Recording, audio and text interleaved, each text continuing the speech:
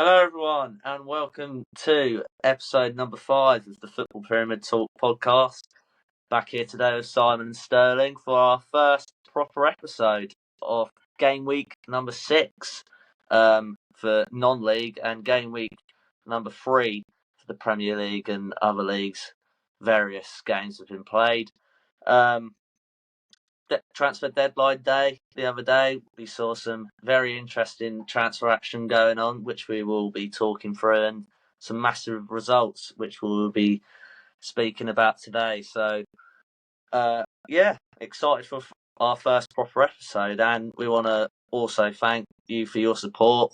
I mean, TikTok, we got rinse for the Cardiff fans don't like us. We only apologise for that, but apart from that, the TikTok's going well and nearly reached 50 subscribers on across Spotify and YouTube. So very happy with that and very grateful. So thank you very much for that. So moving on, we've got our first league, obviously with the Premier League, and there's been a lot of controversy. Firstly, with the Chelsea versus Fulham game, which was the early kick-off. I mean, what were both of your thoughts on the decisions that got given in that game, which sort of was the main talking point in the Prem this week?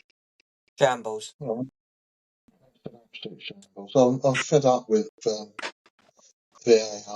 and Howard Webb coming out every other Tuesday saying, "Oh, the referee got it wrong. He shouldn't have done this. He shouldn't have done that." I've just read a report about what he actually said, and he basically said that we set the bar for VAR intervention really high, and it wasn't met on this occasion, and they shouldn't have got involved in it. But they're getting involved in everything, though. But in the article, it said this is like a month after they'd all gone into Football League and Premier League clubs. Well, no, not into Football League clubs, would it? It'd be Premier League clubs. They got into Premier League clubs and said, this is what we're doing in terms of VAR intervention. It's an absolute nonsense. It's ridiculous. Yeah. Keep the goal line technology, providing someone remembers to turn it on, which Southampton benefited from, allegedly. But everything else is just a nonsense. I'm sorry. It's absolute nonsense.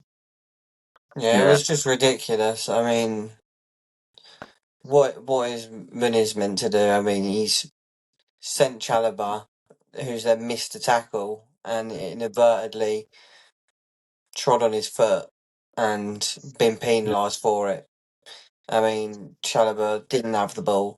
He missed the tackle. I don't know how it was ever a foul. It's just absolutely ridiculous. Yeah. Robbed Josh King of his first Prem goal. Yeah. Ruined the game, really, because then what added on to that was then 8 minutes added time where Chelsea went and scored, and it just made the game more of just a no contest. Whereas if Fulham go 1-0 up, then it's a bit more interesting. And I mean, even the penalty after for the second goal was just ridiculous. They're giving a handball, so it was really close to whoever it was that handballed it, and it is hand because it was out and it was in an unnatural position. But the same thing happened for João Pedro, so I don't get why it's been. There was a bit before that where it literally hit João Pedro's hand, and they just completely ignored that bit and went straight to the bit after that, which was the penalty which got given. Yeah. So they've not ruled it. They've not ruled it out for a foul, but they've completely ignored that and given a penalty. I think they don't know what they're doing, mate. That one especially was mind-boggling to me because I can.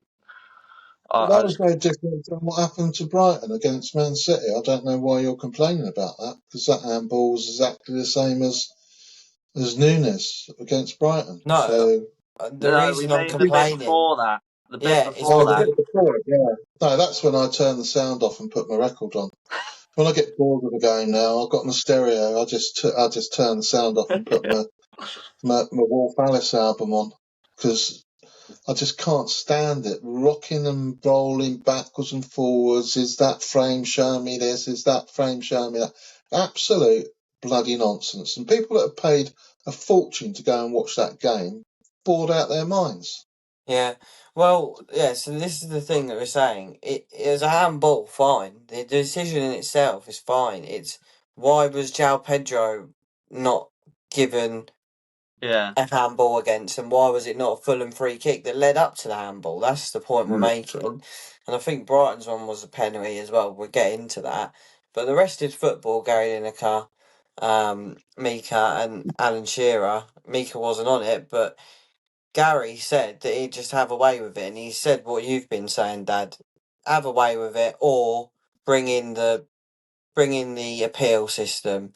You got one or two appeals a half, and you're not checking everything because they're just trying to re-referee the game. It's boring and it's just frustrating. Even now they're promoting it, announcing it in the stadiums. It's still like you don't understand it properly when you're at the game, and it's just I've watched lots of baseball and American football. They've got review systems in there, which, both games are stop-start, so it lends itself to reviews. But when the officials talk to the crowd, they actually are in sync, so that people watching it on telly aren't watching the guy's lips move and then 5 seconds later they can hear what he's actually saying. It's absolutely ridiculous. I don't understand why these television companies can't sort that out. Boggles my mind. it's a shit show, isn't it? Really. Yeah. Well, that's the summary there. I mean, it's continued this season. You thought maybe there'd be a change, but at this minute in time, for a lot of Premier League fans, they haven't seen a change so far. But moving on to some more positive things for Premier League clubs, we saw West Ham make a massive turnaround at Forest, 3-0 away win. Do you think that's a real turning point in their season after, a horrendous start for them in the first two games? I don't know. I think that indicates just what problems there are at Forest more than anything else, that they can get taken apart by a team like West Ham. West Ham have got huge problems themselves. There's a fan advisory group have just announced today a vote of no confidence in the board. They think they're rubbish. Right. There's obviously huge problems in terms of the squad, although I think those two midfield signings that they made are going to help them. They signed that guy from Southampton, didn't they? Oh yeah, Alvarez. Fernandez, I think it was. Alvarez. Alvarez, yeah. So that might help them, but I think I'd be worried if I was a Forest supporter rather than happy if I was a West Ham supporter, because I think they've both got huge problems. Yeah, I don't think it's a turning point for them. I think it's too early in the season to really say anything's a turning point in hindsight, but I wouldn't say it necessarily indicates they're going to go push on, but I think it's probably saved Potter's job, or at least giving him another couple of weeks, because if he is to have lost that and then lost one more, I think he would have been on his way out. I mean, they're not gonna wait. We've seen him be cutthroat in the past about managers, and he's not had the best starts, has he? Even end of last season when he come in wasn't very good. So he's had long enough, and I don't think they're going to be very patient with him.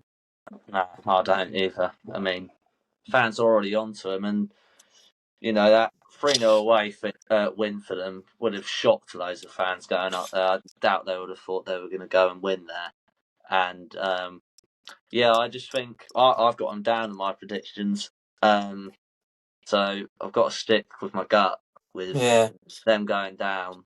But it was a good win, though, to be fair. It was a very good win, which sort of in the back of my mind that they could, with the quality in the squad, they could push on if Potter gets it right this season with them. But yeah, they've got the quality there for sure.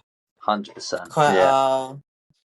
I think Wilson as well. His goal Wilson, was really Bowen. good. You see, yeah, Bowen especially, like he's such a good player. Wilson's goal was really good. You see the Yeah. movement for that. And it was a Where really was the good. celebration? Yeah, love that Selly. That was cold. Yeah, That was that was so good. Love to see that. yeah. Fabrizio's in the mud, mate. Fabrizio wouldn't have liked that. He's had a bit of a stinker of a summer, Fabrizio, so he's going to have to bounce back in January with some of By the. his standards, yeah. Yeah, by his standards, he's had a bit of a stinker. But no, we'll move on to the big game of the week, which was Liverpool versus Arsenal. What a free kick, by the way, from Dominic Szoboszlai. That was an absolute rocket into the far corner. Yeah. That a lot of fans have been saying it was a bit of a weird strategy from Arteta, that he just looked like he wasn't going there for a win. So would you agree with that? When obviously we watched it when we got back from the Brighton game, did you think the same thing? Yeah, they do it every game they play against the top six, it seems. Like, remember the City game last year and the year before? They're Yeah, always rubbish games when you think Arsenal are going away somewhere. Less so when it's at the Emirates, I think, but even then. But last couple of seasons against City, that's been like the big one, them versus City, and they've been rubbish games. To watch, I think the last season it was 2-2. So it was a bit more yeah. The entertainment. title was Like, already done. yeah, I'm not sure if it was though, because I think Calafiori scored and City scored late on. I think it was Oh, either that 1 or game. 2 on. I thought you meant the Liverpool Arsenal game at Anfield. Yeah, No, that was. yeah, but I do mean not that game in particular, but just in general. When they're Yeah, playing top teams, they're always such boring games because I think ultimately they're scared to lose and they yeah, just don't want to lose. They'd rather go there and draw than go there and lose. They're so scared, and with that, you're not going to win the games, and you're not fit to be champions because you have to actually have a bit of bollocks. Really, that's what I yeah. They think. got punished as well, didn't they? Yeah, Massively. So yeah, Simon. Yeah, I mean that Arsenal team wasn't sent out there to win the game. I don't think they caused Liverpool a few problems in the first half, but there was a general lack of quality, really. But when you got a midfield of Marino, Zubamendi, and Rice, you're not really Yeah, expecting that much creativity. I don't think so. It took a special goal from Liverpool to win it because they were so negative. I think Arteta's got a big problem playing Liverpool. I really do. I think he's got a big psychological problem. I know 2 or 3 seasons ago he tried to get them psyched up for playing at Anfield by blaring out "You'll never walk alone" over the speakers when they were training. yeah. Which seems like a really odd tactic to me. Perhaps going up there and trying to go for the win might do the trick for Yeah, him. but they do Because that in NFL though. he did it in the NFL, but there's a reason for that. That's because the person that's calling the plays to the quarterback can't be heard if the volume goes particularly high. There's no need for that in football. That's just giving the players a psychological, psychological issue to think about that might not never have thought about before. Yeah, I Because suppose. we've been to Anfield, you know what the cop is like, but that's not, you can block that out if you're professional enough or mentally balanced enough. So I Yeah, don't know. if you get on top of them as well, they does go a bit quiet. They do go a bit quiet, Liverpool fans. But that's saying that it is against Brighton, so they're not going to be as up for it as they're going to be against Arsenal. But still, Yeah, but it was simple things like, Kirkes and Canate have had two dodgy starts so far this season. And yet every time Kirkes and Canate went for a challenge, they won it. They won their duels, they won their tackles, and you know what Anfield's like. They were just straight away up for it. raising the volume, supporting yeah, both of those players. Without them, Kirkes was running around like, he was tackling and defending up and down the pitch like I'd never seen him even for Bournemouth by the end of the game. That's how much his confidence had improved. And you think, well, surely Arsenal would have known that and tried to do something about targeting those two. I don't know. I thought they'd go to actually go on, sorry, to actually win that game before, because I thought Arsenal were looking really solid at the back, and they have been, and Liverpool were looking a bit shaky at the back, and Arsenal got the new added, because they've always been good going forward as well, but the added strength up top. I thought they might just nick it 1-0 or a 2-1, but they just, you're right, they've got Yeah, problems because it's a mentality thing, I think. yeah, it is. And Dicoris still touches his hair more than he touches the ball, so Yeah. very exciting. Yeah. Well, yeah, I agree with you both. To be fair, it's just I think the main thing is we say they're scared to lose, but like I don't know how he's scared to lose because with that quality of a squad, how are you going there and being scared to lose? You've just signed Gyökeres, you've got Zubamendi, you've brought Hinasepi uh, as a backup centre back. Like they've got such good quality in the squad to easily go and challenge away from home at Anfield. And that's what confused me the most. That they're not playing how they should be playing. I mean, I know Leeds aren't the greatest of sides, but they put 5 or 6 past Leeds the week before, and then they go to Anfield and just play defensive and try aim for a point. So yeah, it's a confusing one there, but we'll have to wait and see if next time they go to a big game they'll change that way of playing. But we'll move on to the Brighton game, which we all went to. Absolute limbs in the North Stand. Ruda. Gruder on fire. Subs make the difference. What do we think of it all? Because obviously, as I said, we all went.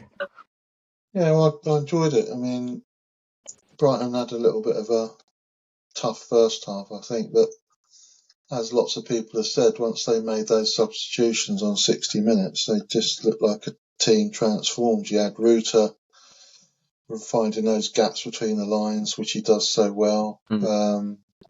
Gruder running off of him. Minter just carried on the way he had before. He had 2 decent chances after that, and he'd been Brighton's best player up till then. He got man of the match deservedly. City look like what they are, really, a team in progress. They did look particularly good at the back. Kucherov, that guy that they signed in January, still never convinced me when I've seen him on the telly, and didn't convince me at all on Sunday. It was no surprise to see him go off. I thought he looked like he was desperate to get off the pitch, frankly. So yeah, I mean, Haaland missed some decent chances. But I think they come together for City, I do, but it's going to take a while for it to mesh. And there's always that lingering doubt, I think, with City about how much more committed Guardiola is to that project. I think he's been there 7 years now, hasn't he? Yeah. And I think that problem is lingering. And there's that stat about Rodri, City never losing a game that Rodri starts, or they lost 1 in 60 odd. Well, they buried that one on Sunday That's the as well. first Prem game. Yeah. Yeah. Yeah. Yeah, I mean, I don't buy the thing about Pep, because I don't think you can ever question how committed he is, and how much his heart's in it. But just quickly on City before I get into Brighton, because loads to say about Brighton. But I think they were good. I think they looked better. And it was a tale of two halves, really. They dominated first half and Brighton dominated second. But I like that Reiners in midfield. Rodri, obviously, quality. And they were controlling the game really well. And it wasn't until Brighton brought those subs on that changed the game, as you said, and as we've said on the weekend, and as we're saying now. And Dad, you made a good point that maybe it was a tactic from Hertzler to kind of get late on in the game, 60th minute, second half, whatever it was, and then bring those subs on and be in the game and kind of win it that way. And it potentially could have been, and it's just come into my head now that we are a bit of a second half team anyway. Last season we were very much second half team. Like we pull a lot of games back from losing positions. So I think, yeah, that could have been the case. But yeah, as you said, as soon as the subs come on, it was just so much more creativity, which is what we were calling out for. So much more creativity. We're actually linking up well because Welbeck and who started in the 10? Oh, Diego Gomez. Gomez. It wasn't working. And then the No. wingers, Mitoma wasn't in the game, but Minte was doing well. But when Georgie and Garuda came on, they were able to link up with the wingers as well, and it was really ticking. And yeah, it was some special scenes when Milner's goal went in as well, but especially when Garuda sat down Trafford and ate Nori, it was absolute limbs. And yeah, what a goal! Yeah, exactly that. Absolute carnage. You can see me and Simon. I don't think we can see you, Sterling, behind the goal for the Milner penalty, just praying. Me with my hands like this, just Yeah. I'm on the hoping. telly. I'm on the telly for the second goal when it Oh yeah, clips to the fans. You can just see the side of my head in my new away kit. So yeah. here So I am, mate. if you want to see us at the Amex, look out at the North Stand. We'll be right behind the goal. Usually. Yeah, So yeah, no. But on Brighton, I think the subs changed the game massively. I thought Jorginho and Gruder especially were absolutely brilliant. They completely changed the game.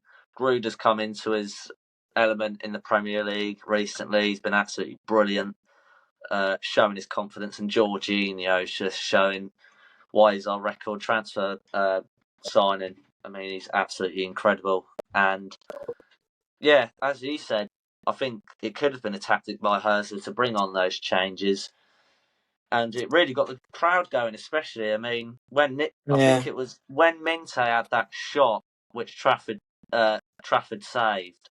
The crowd just switched. It turned the crowd. yeah.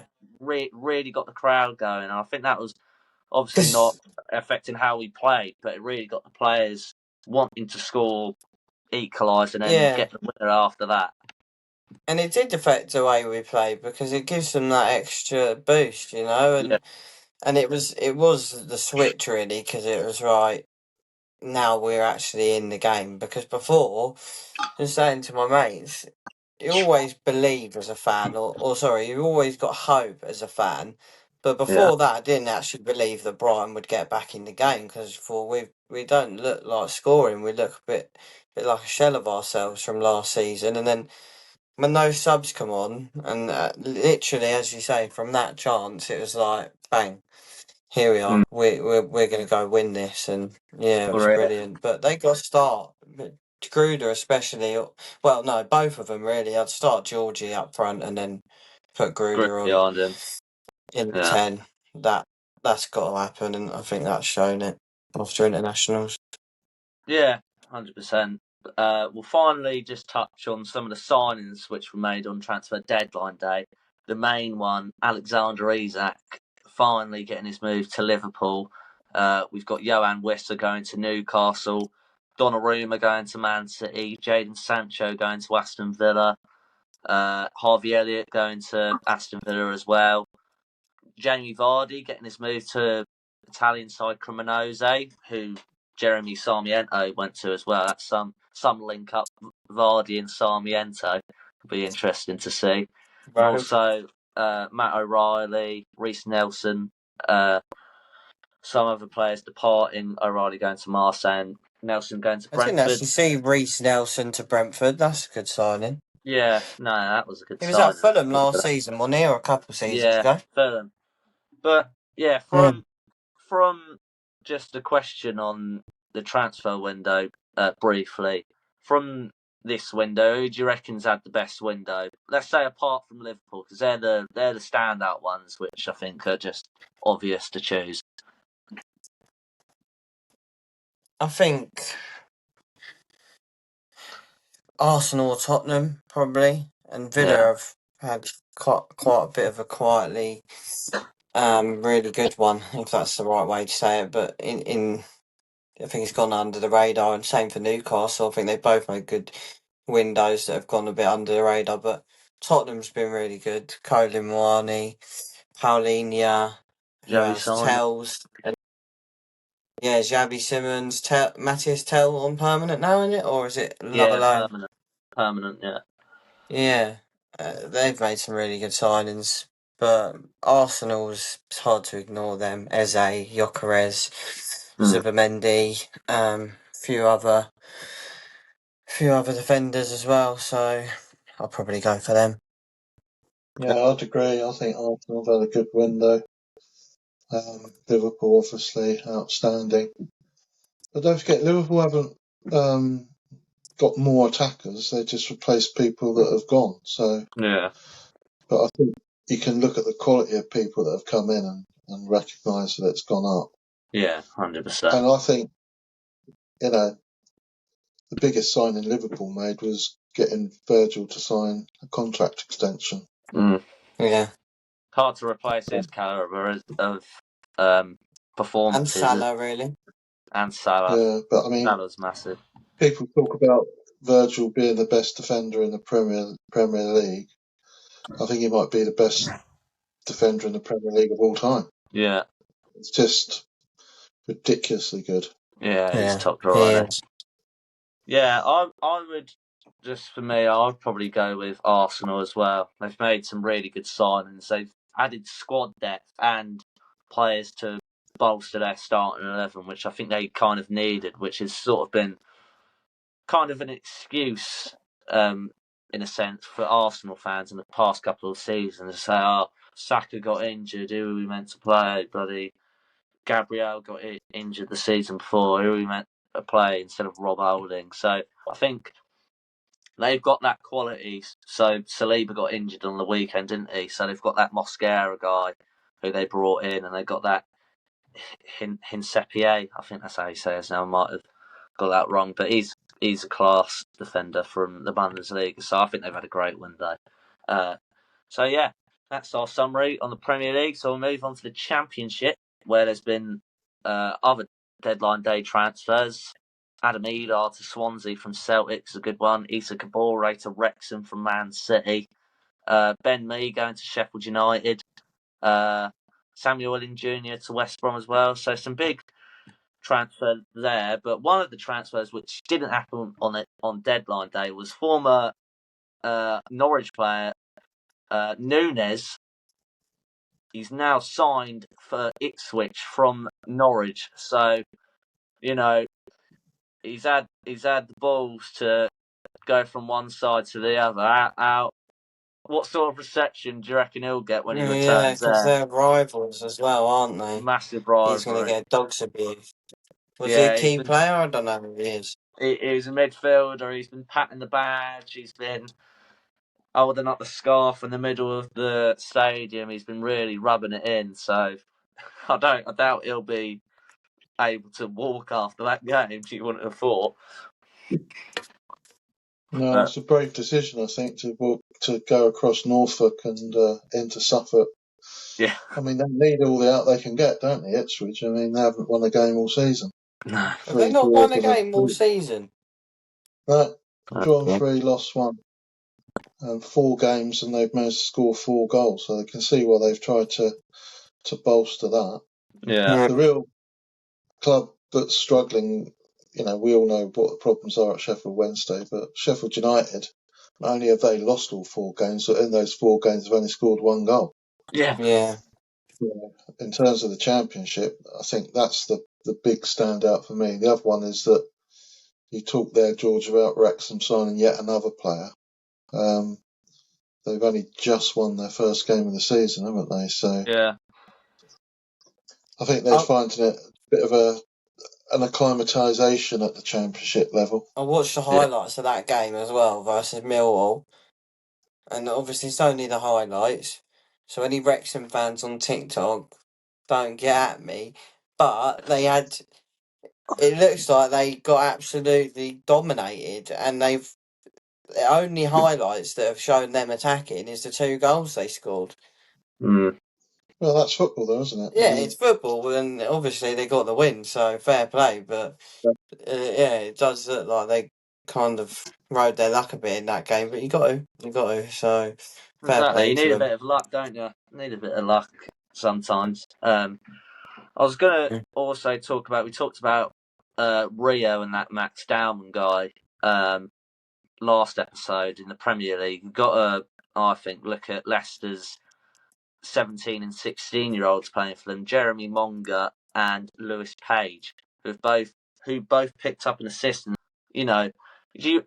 I've put down here. Do you think it shows like the quality of this age bracket which is coming through at the minute in time? Because we're seeing so many players at this sort of age be proving it on the big stage. Yeah, absolutely. There's big things coming. Well, I'll say England as well at youth levels, but just in general, there's so much talent. Tyler Morton's another one who's just left Liverpool. He got man of the match on his debut for Lyon. Obviously, I know we're not French football podcast. Dad would hate that, but yeah, he's another one, and there's loads of quality, and it shows what the FA are doing really with the EPPP in academies going through youth level. There's massive quality coming up. So Yeah, definitely. But the thing to remember for every player like Jeremy Monga or Lewis Page, there's 1,000 players that didn't make it, and they're the sort of players that we're seeing play down in the Isbian Premier League and National League South, which is why it's such a good quality, I think. Yeah, 100%. absolutely. Make a great point there, yeah.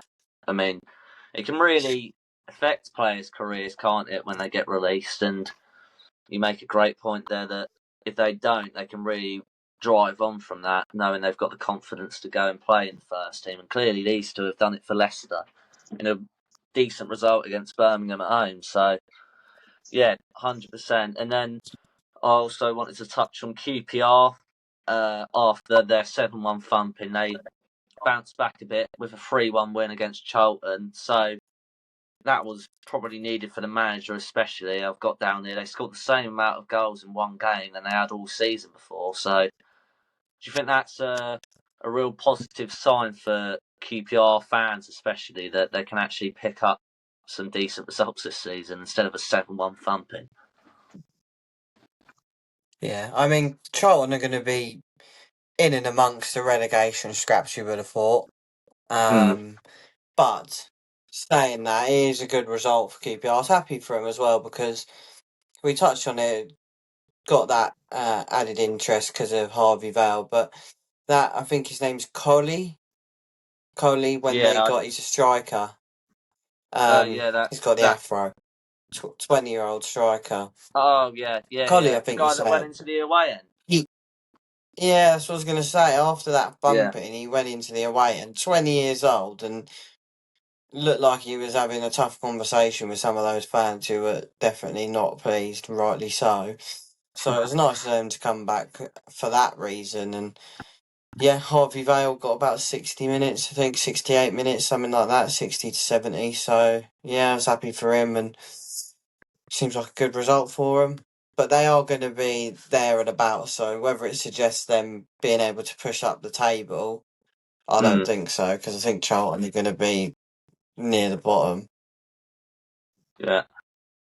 So I'm going to touch on, as you said, Harvey Vale. There's been two, especially one player, Josh Sargent, who's got 5 goals in 4 games in the Championship, as well as one in the EFL Cup. So he's absolutely banging in the goals recently.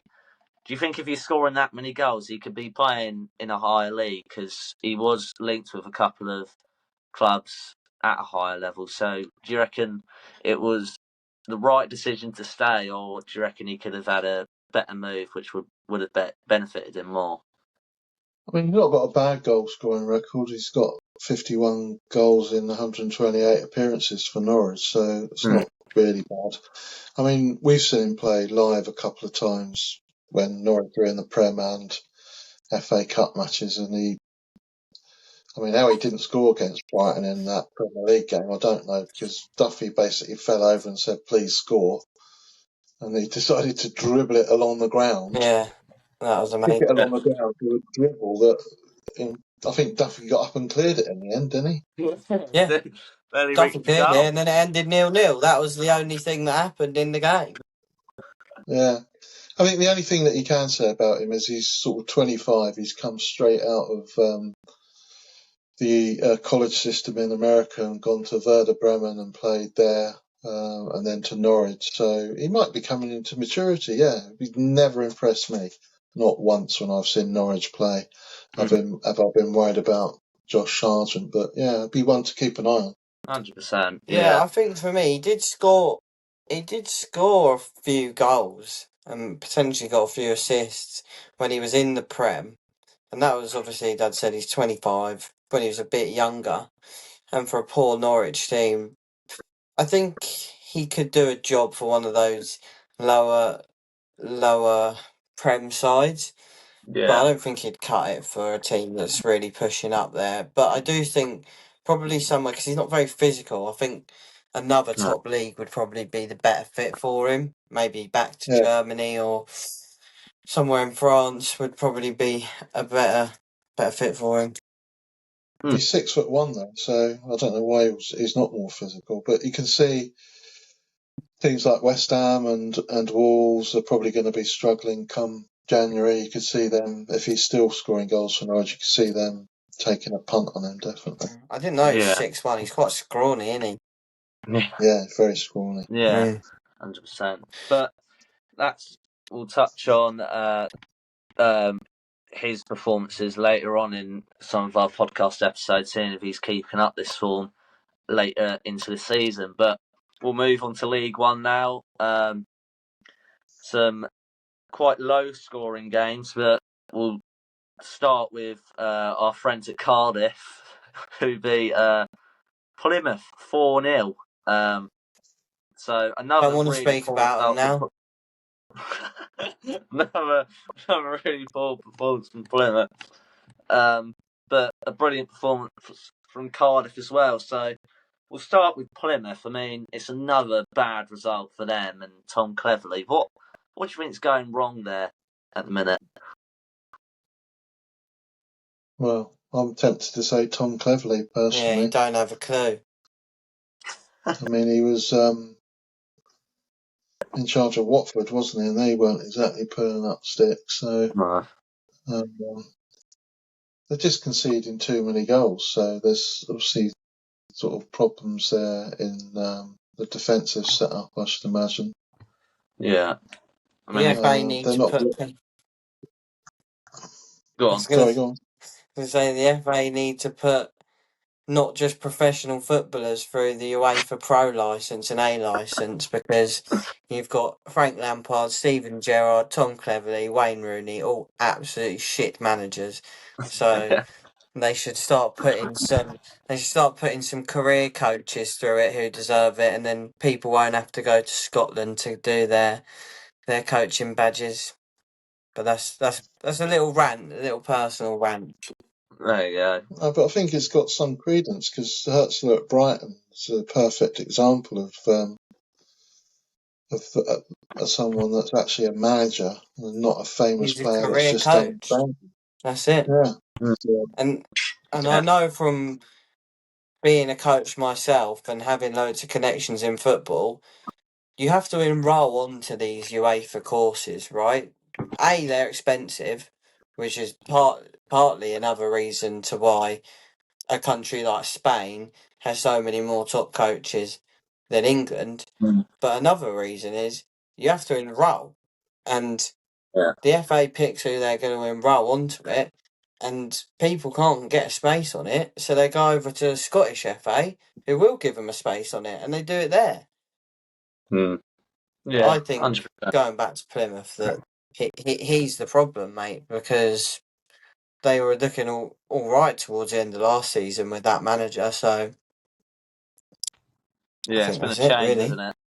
I mean, talking about Cardiff, another clean sheet. They're fifth of the season, and they've got in that game they had Colwell, Wintle, and Willock with goal and assist each. So clearly the team are linking up well, and Not they're new having a crack. signings.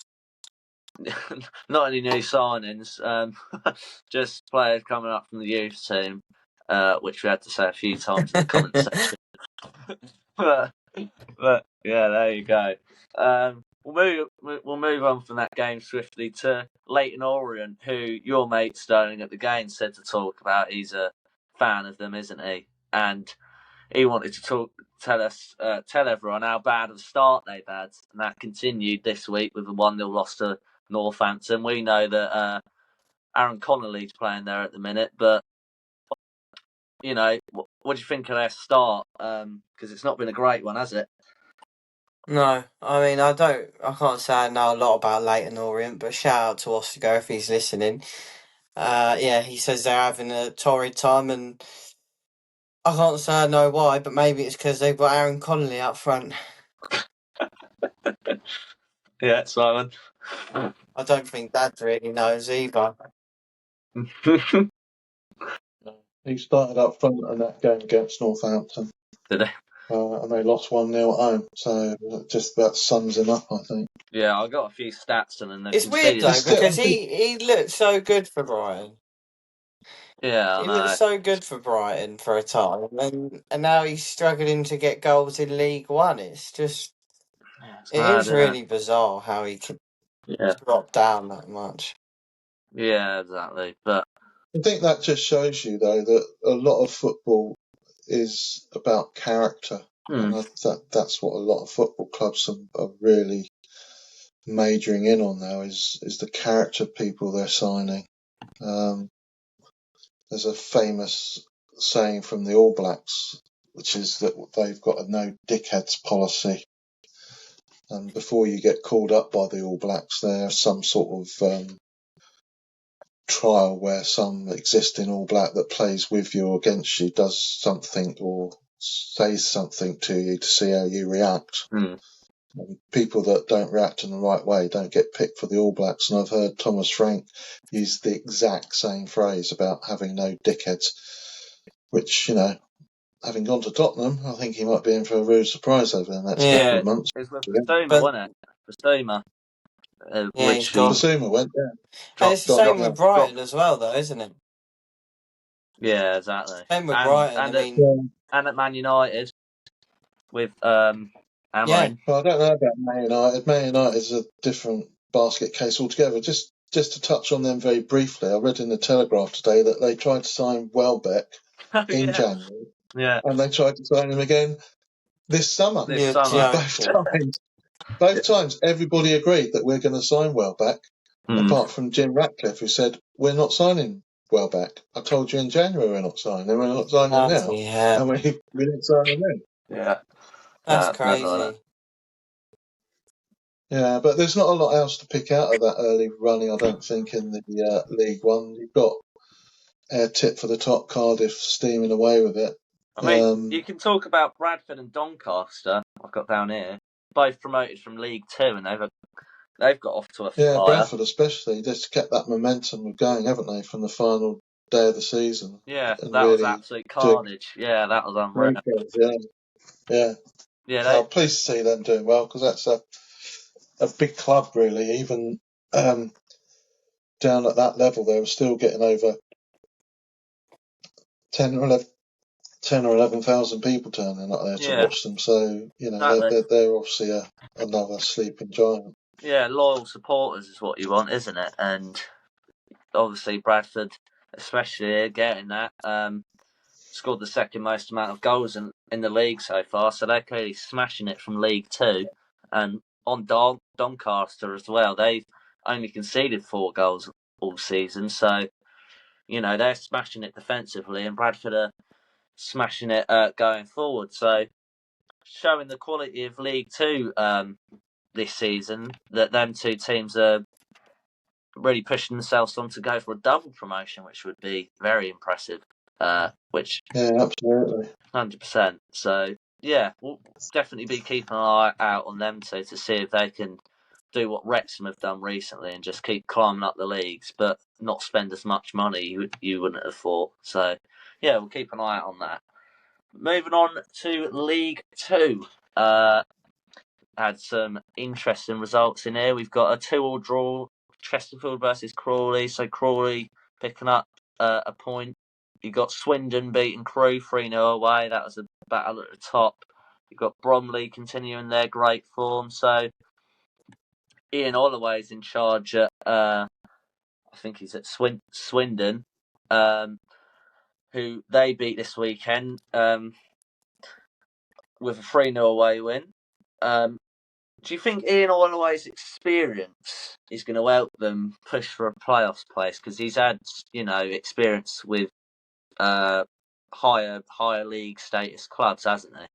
Yeah, 100%. He's a well known and very well experienced manager, so he'll definitely help Swindon massively. And good win on the weekend against Crewe, 3-0, convincing, and I think they got to be one of the favourites to go up 100%. He, as I said, he's got the experience, he's got the tactical nous, he's got the man management, everything you need. So I think, yeah, to answer your question, 100%. Yeah, Simon? Yeah, I think it's interesting from our perspective, looking at the non-league in a minute, about the teams that are struggling, because I think we all said that Charlton probably struggle. Yeah, we did. Crawley, although they had a good result at the weekend, they were 2-0 up in that game. Yeah, they bottled it. So they're sort of showing a little bit of vulnerability there still.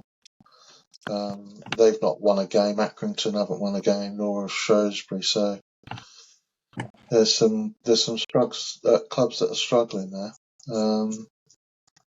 And I'm a bit surprised to see Gillingham doing so well to start off with, especially they've only scored 9 goals in 6 games. So they've won 4 games and drawn 2, so they must be very close wins. But them and Bromley are the only 2 teams that haven't been beaten so far. I was going to touch Notts on Bromley County. just then.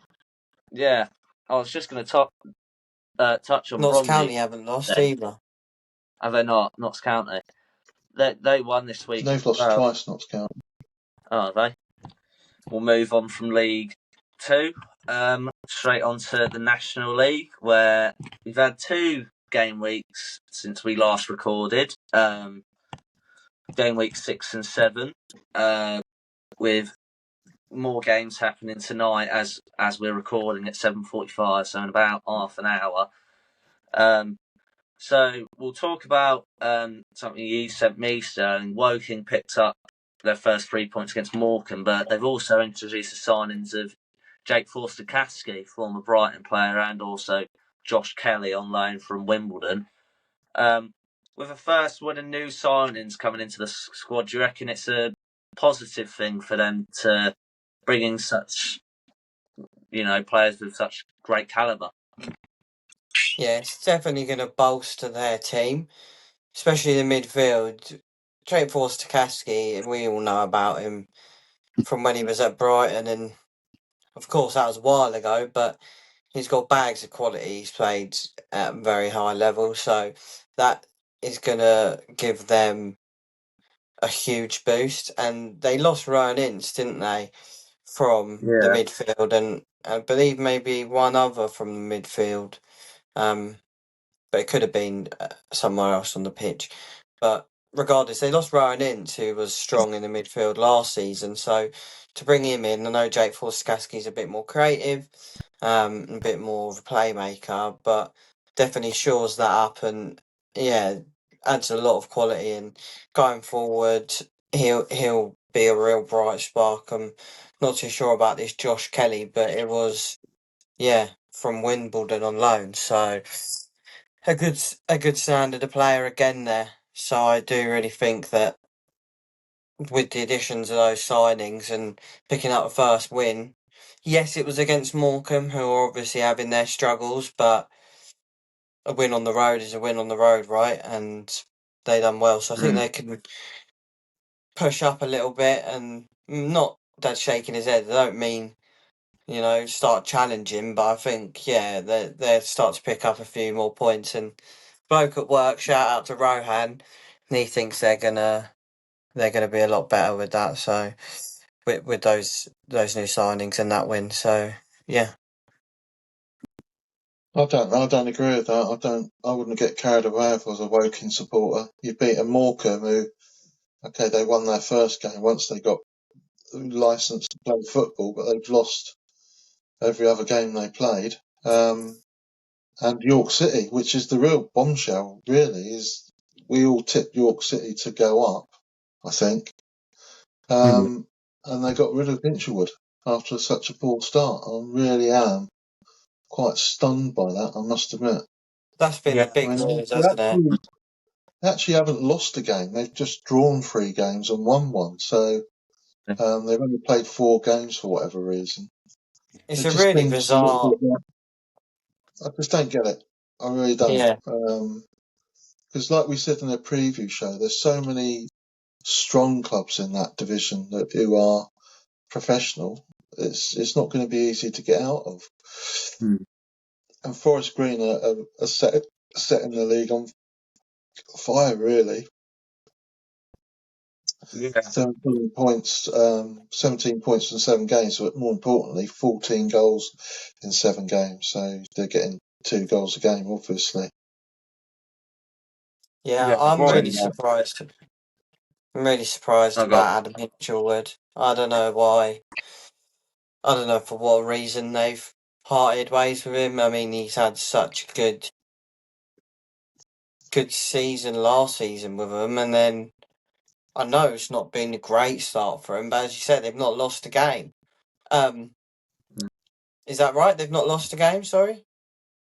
No, 3 draws and a win. Yeah, they've not lost a game. I feel like it feels like, and probably within the club, they feel like they've lost games because they're drawing games which they should be winning. But yeah, it's really weird, and he's such a good manager. So yeah, bold call to start off the season. It'll be interesting to see what's next for Adam Hinchelwood as well.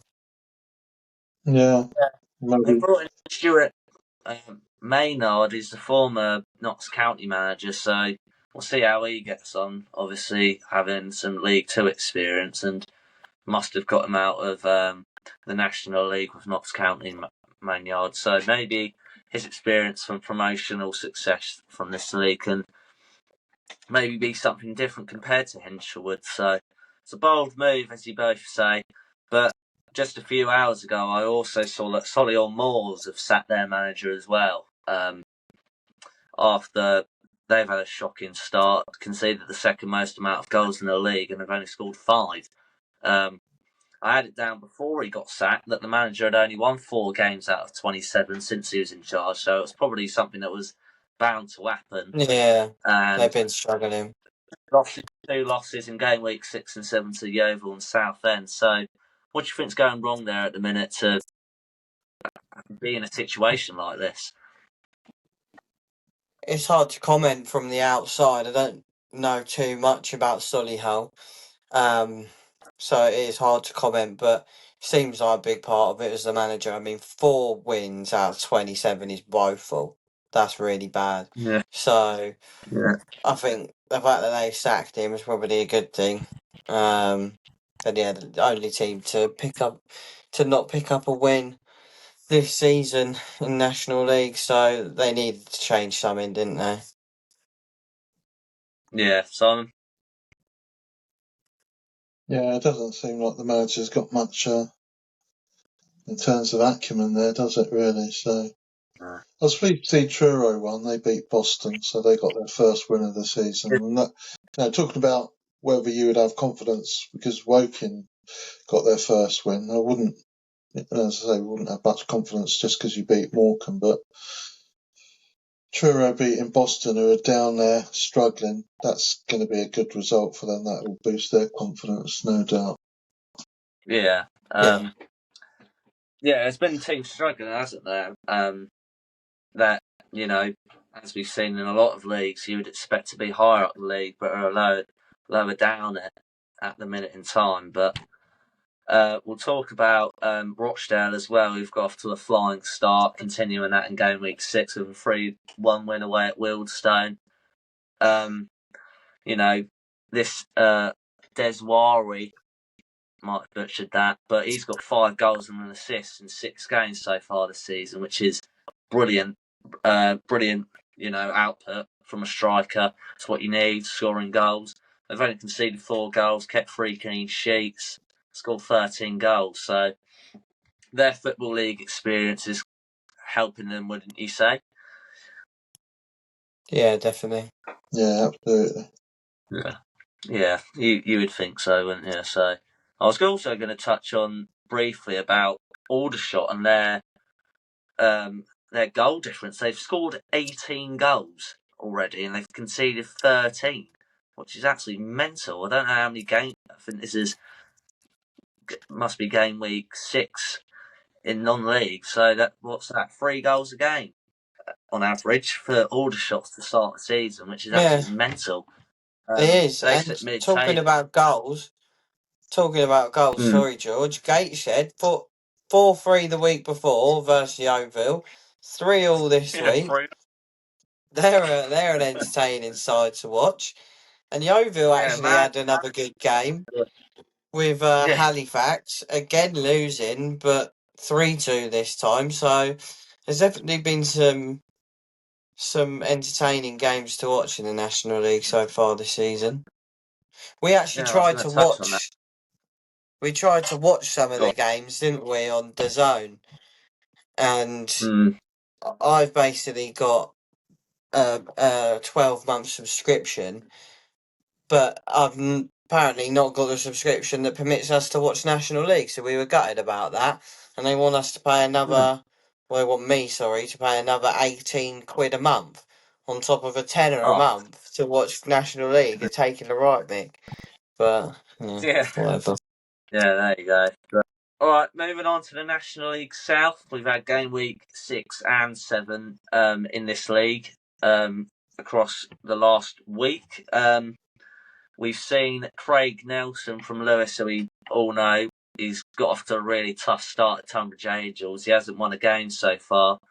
And game week 6 and 7 saw them draw and lose. So, from watching them last season at Lewis, what do you think's going wrong there at the minute? Because he's brought over quite a lot of players from Lewis as well.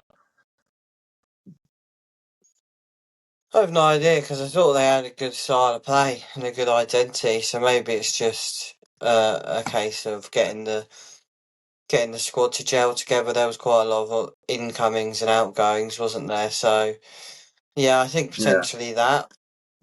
I really don't know. Step up, maybe, because I think he's a good manager. So I don't really know what the problem seems to be there.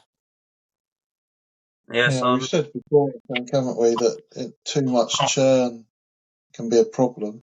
Mm. And it seems that might be the problem there. I mean, the fact they got beat by Enfield at home yesterday is a big red flag, I think, because I don't think Enfield are going to do particularly well this season. That was their first win, I think, of the season. So, yeah, there's big problems there. The big surprise, really, in this division is Eastbourne Borough. Yeah. One Um, of the big Start. surprises, yeah. yeah, I'm Mm. really quite surprised to see him. But I suppose surprised in some respects, but having seen them play last season, maybe not surprised because it didn't strike me as a particularly accomplished football team. But that's that division, I think. Yeah, I wouldn't expect them to be that low down still, though. No, and they're getting beaten by teams like Horsham and Tottenham, who both Yeah. come up, I think, haven't Lost from Yeah, to them yesterday. from the Eastern League. So yeah, I, bit of a I was that's the looking at big worry. comments on Twitter. I was looking at comments on Twitter for their loss against Horsham, and they're just saying the manager plays flat 4-4-2 long ball, which the fans Really. that go to watch are happy about, which I saw in the Twitter comments. And they're yet to win a game all season, and they've only scored 4 goals, the least in the league. And I saw one of the comments said that they've brought in good quality, but they're inexperienced. You need a bit of experience, and you can play for Leicester Academy when you're younger, but you haven't proven it at men's level. You've got to have a bit of experience about you, and I think that's what the Eastbourne fans have been seeing that they're missing at the minute. So that's been a struggling start for them. But two teams I want to touch on having a great start as well as Hornchurch and Weston-super-Mare. Weston-super-Mare have had 5 wins in a row at the minute. I Absolutely predicted massive. Weston-super-Mare. Can I just say, you two, Love you that. left There them you go. out of the playoff places. I put them in. Come on. Still time, mate. Still time. Still time. They're quality, mate. Yeah. Louis Britton's got 5 goals. I saw he's up for National League South Player of the Month nominations, which came out a couple of hours ago. But they've only conceded 5 goals so far this season in 7 games, which is a really good record. They've scored the second most amount, so they've got a +9 goal difference already. So that's something which can really benefit them. And then you've got Hornchurch, who beat Dorking last night. They picked up some really good results in the recent weeks as well. They beat Chippenham 3-0 in game week 6 as well. So they've got off to a really surprising start. I think we all had them in the mid-table area, didn't we? So not very high up the table at all. And they've absolutely smashed it so far. So that's brilliant to see from them. And then just finally on the National League South, we've got to touch on Mark White. His touchline bans finally come to an end. His first game last night. First game last night was a defeat to Hornchurch, as we've just touched on. So Did he that'll be get an booked? interesting what.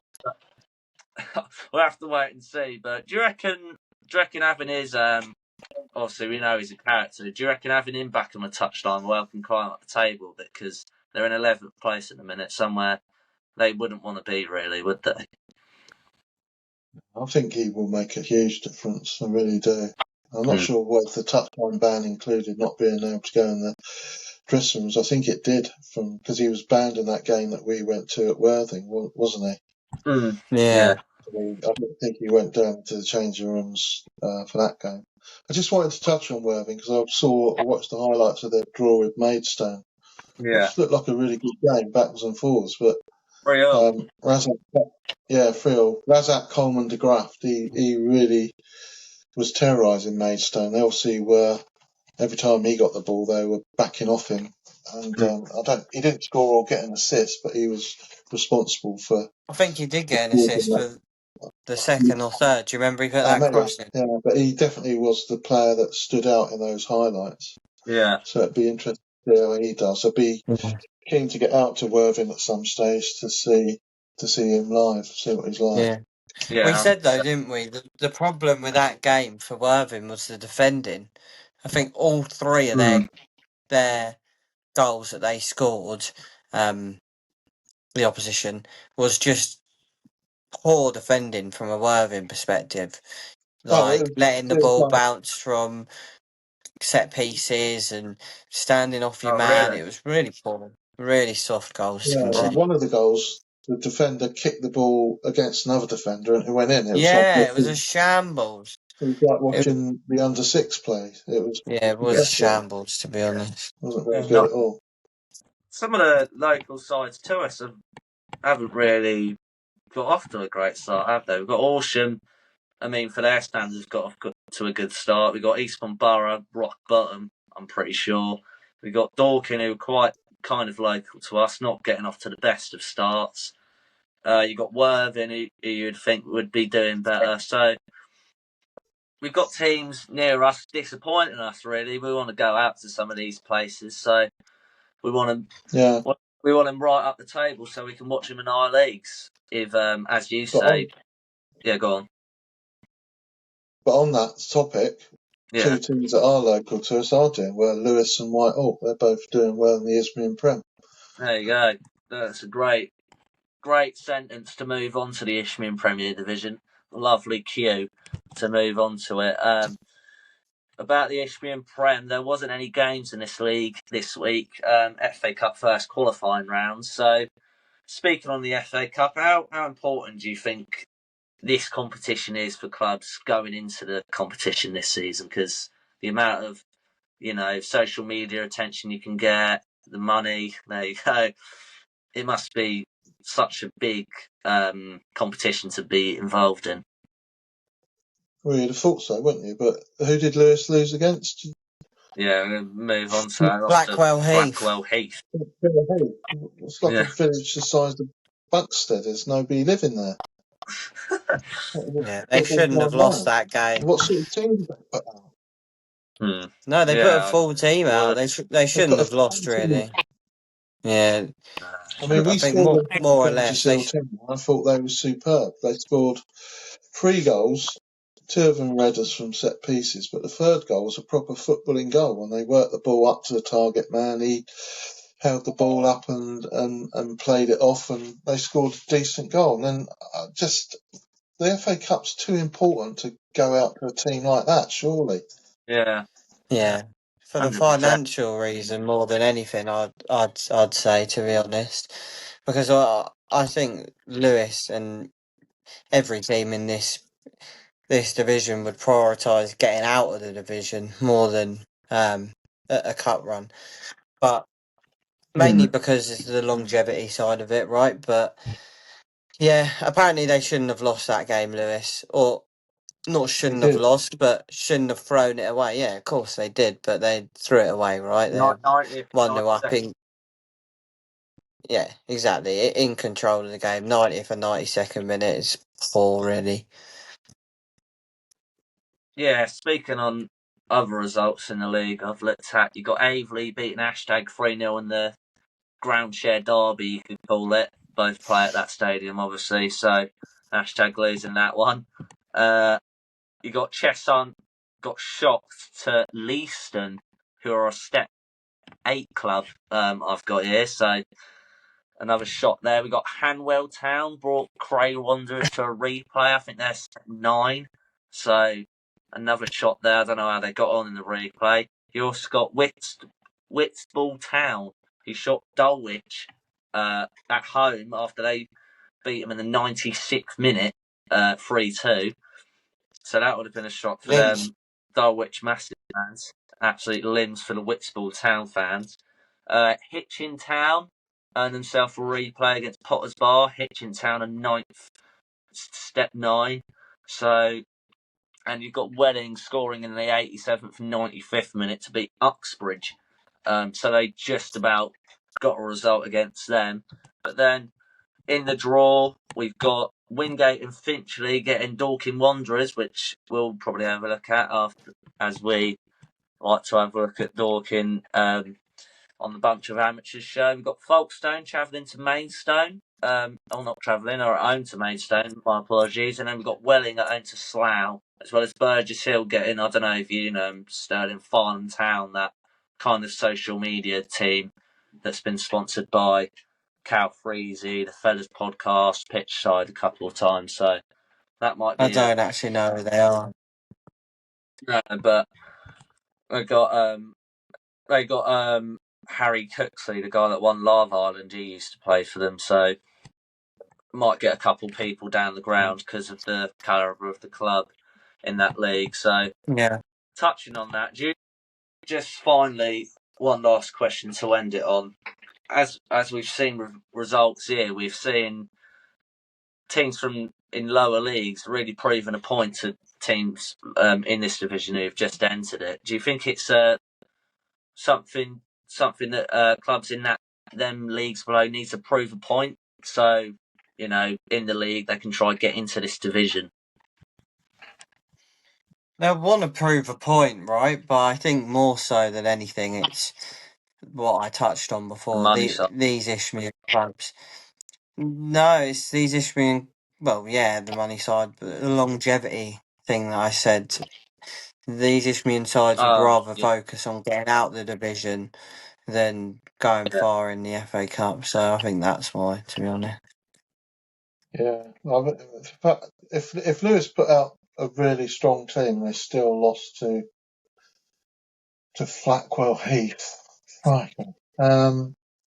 Suggests the players aren't taking it seriously. To me, it really does. They think to themselves, I'm going to go and play at a Step 8 club in a village that's got a population of 1,000, and they get done 2-1 with 2 late goals. Obviously, just complacent, isn't it? Yeah, there you go. Definitely. But we'll have to see. The Isthmian Premier Division is back on this weekend. We will be travelling to Lewis versus Cray Wanderers. My top tip. Yeah, you got. Oh yeah. Got to have a look. Oh, here we go. It's gonna get tasty. You're gonna go in the away end? I might go in the away end, yeah, if it's seated.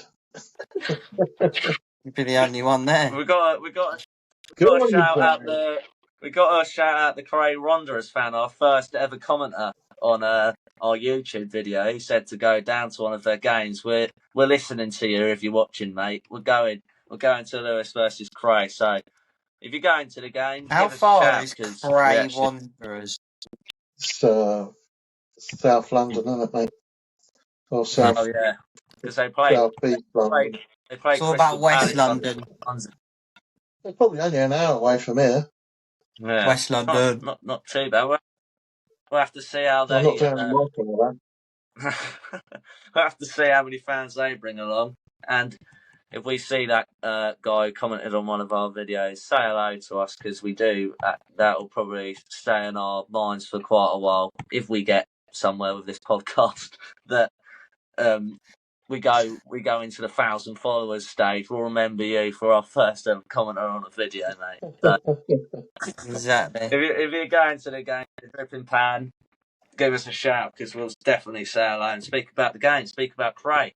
So yeah, that's a good way to end it. We'll be at Cray versus Lewes this weekend, so we'll speak about it on the next pod. But we hope you enjoyed our first summary of Game Week 6, Game Week 3, however many game weeks it's been, and how many games have been played. But international break in the Premier League and Championship, so will be a shorter episode next week on, I think, just League 1, League 2, National League South and the Ishmael Prem. So look out for that.